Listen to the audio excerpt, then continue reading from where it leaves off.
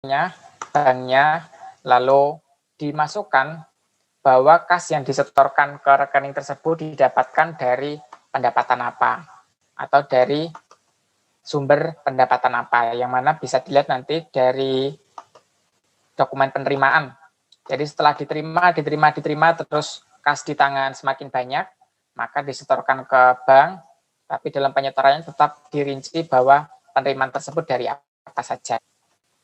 Kalau perusahaan yang ada di sini terakhir adalah untuk penarikan. Penarikan sebaliknya dari penyetoran, di sini untuk meminta atau memindahkan rekening kas desa ke kas di tangan atau ke bendara desa yang ada di tunai. Di sini rinciannya tanggal, nomor rekening, bank, lalu uraiannya atau keterangannya, diminta untuk apa, jumlahnya berapa, dan terbilang. Untuk pembuatan dokumen di sini nanti Bapak Ibu bisa mencoba pembuatannya berdasarkan informasi yang ada di soal, karena di soal untuk yang desa di sini bentuk soalnya masih berbentuk deskripsi. Tapi apabila kita isikan pembuatan dokumennya, nanti takutnya waktunya tidak cukup. Karena kita hari ini masih akan membahas untuk aplikasi konsolidasi. Sehingga untuk buatan dokumen, di sini nanti Bapak Ibu bisa mencoba sendiri dengan dasar deskripsi yang ada di transaksi di soal yang akan kita kerjakan bersama. Selanjutnya, pelaksanaannya yang kedua setelah dokumennya dibuat, maka tentu dicatat pembukuan. Di sini pembukuannya untuk desa ada 5. Yang utama adalah jurnal. Dalam jurnal untuk pengisiannya di sini nanti kita hanya perlu mengisikan tanggal, kode, dan nominal. Sedangkan untuk uraian di sini diberi warna gelap. Ini sudah ada formulanya, jadi nanti tidak perlu diisikan, hanya kita pilih saja, nanti namanya sudah otomatis akan muncul. Di sini bentuknya jurnal umum, dan nanti kita isikan jurnalnya debit dan kredit. Tapi cara pengerjaan seperti tadi hanya perlu diisikan tanggal, kode, dan nominalnya langsung. Lalu pembukuannya kedua, setelah dicatat ke dalam jurnal, harus dicatat ke dalam buku kas umum. Seluruh penerimaan maupun pengeluaran desa dicatat ke dalam jurnal dan buku kas umum.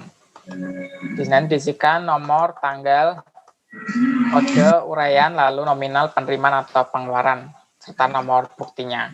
Untuk neto transaksi dan saldo, di sini sudah secara otomatis nanti akan terisi. Tapi nanti sebelum itu kita isikan terlebih dahulu saldo awal untuk kasnya apabila ada. Setelah itu dari kedua pembukaan tadi yang menjadi dasar pencatatan, yaitu jurnal dan buku kas umum, lalu ada 3 buku lagi yang akan kita isi sesuai masing-masing jenisnya. Yang pertama buku pembantu kas tunai. Ini digunakan untuk pencatatan mutasi kas yang dipegang oleh bendahara desa secara tunai. Seluruh mutasi kas tunai tersebut dicatat dalam buku pembantu kas tunai di sini sebagai pertanggungjawaban kas yang dipegang secara langsung oleh bendahara desa yang secara tunai. Lalu buku pembantu selanjutnya ada buku pembantu kas bank. Ini untuk mutasi rekening desa. Seluruh transaksi yang terkait dengan rekening kas desa yang di bank dicatat ke buku pembantu kas bank di sini. Dan terakhir ada buku pembantu pajak sebagai pencatatan seluruh penerimaan pajak yang harus disetor ke kas negara. Jadi pembukuannya yang utama tadi ada 2, yaitu jurnal dan buku kas umum. Lalu selain dicatat di kedua pembukuan tersebut, dicatat juga di 3 buku pembantu sesuai jenisnya. Apabila terkait transaksi kas tunai, maka dicatat di buku pembantu kas tunai. Apabila terkait kas di bank, dicatat di buku pembantu kas bank. Dan apabila ada terkait pajak di dalam transaksi tersebut, dicatat ke dalam buku pembantu pajak. Jadi pembukuan di desa ada 5 pembukuan tersebut. Setelah selesai dicatat ke masing-masing pembukuannya, maka pelaporannya di sini ada 2 laporan, yaitu laporan realisasi anggaran dan laporan kekayaan milik desa. Laporan realisasi anggaran di sini sama seperti laporan realisasi anggaran yang ada di SKPD maupun BPKD, yang terdiri dari pendapatan dan belanja serta pembiayaan. Sedangkan untuk laporan kekayaan milik desa di sini sama seperti neraca, yang mencatat seluruh aset serta kewajiban di desa lalu serta ekuitasnya. Lalu langkah terakhir adalah pertanggungjawaban. Setiap akhir periode setelah kedua laporan keuangan dibuat, maka kewajiban dari pemerintah desa untuk mempertanggungjawabkan dalam bentuk LPPD atau laporan penyelenggaraan pemerintah desa. Di aplikasi di sini tidak ada untuk menu LPPD tersebut karena isian dari laporan penyelenggaraan pemerintah desa di sini merangkum seluruh pelaksanaan dari RKPDes tadi atau dari rencana kerja pemerintah desa yang isiannya tidak hanya berbentuk laporan tapi ada seluruh isian informasi yang ada di desa terkait dari awal ada bagian umum seperti keadaan geografis, gambaran umum desa, lalu visi misi dan seterusnya. Sedangkan untuk bagian laporan penyelenggaranya dirinci kembali secara rinci dari seluruh RKPDes yang sudah dilaksanakan. Di aplikasi tidak disediakan karena itu membutuhkan banyak sekali informasi untuk membuat laporan tersebut. Jadi tugas kita untuk menggunakan aplikasi ini, pertama tadi mengisi RKPDes, lalu mengisi APBDes, lalu kita catat seluruh transaksi ke dalam pembukuannya, hasil akhirnya ada di pelaporan. Untuk tampilan menu di sini untuk menggambarkan tahapan-tahapan yang ada di desa saja. Bahwa di desa tahap-tahapannya seperti tadi. Ada perencanaan, lalu dianggarkan, lalu dilaksanakannya menghasilkan dokumen dan juga pembukuan, dan hasil akhirnya adalah pelaporan. Laporan tersebut dijabarkan lagi dalam bentuk laporan pertanggungjawaban. Setelah itu kita langsung saja mulai sekarang. Kita masuk ke dalam naskah soal atau modul. Di sini informasinya pertama adalah kita masukkan dulu data umumnya. Data umum di sini ada informasi terkait desa, lalu perangkat desanya, dan asumsi pendapatan untuk tahun anggaran 2020.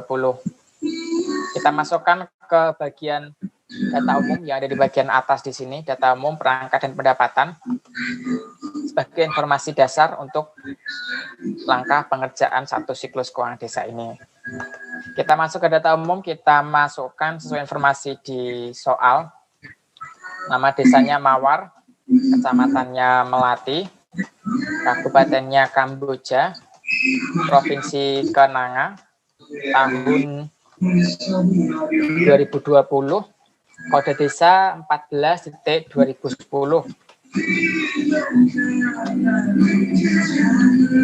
Apabila kita masukkan 14.2010 seperti ini, hasilnya malah menjadi 142.010, itu berubah menjadi angka atau menjadi number. Untuk membuat tampilan yang sama seperti kode, sama seperti kemarin, beri tanda petik terlebih dahulu, baru diketikkan apa yang mau dibuat kode, yaitu tanda petik 14.2010. Nanti hasilnya tetap 14.2010. Kalau langsung diketik tanpa tanda petik, maka hasilnya seperti tadi, menjadi 142.010. Kita beri tanda petik dulu 14.2010.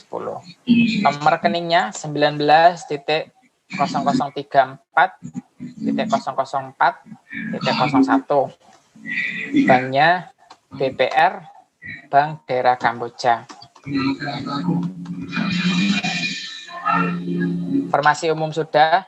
Selanjutnya kita masukkan nama-nama perangkat desanya. Kepala desanya di sini namanya Suhardi. Sekdesnya namanya Agus Sumantri. Kepala Seksi Pemerintahan Hestato.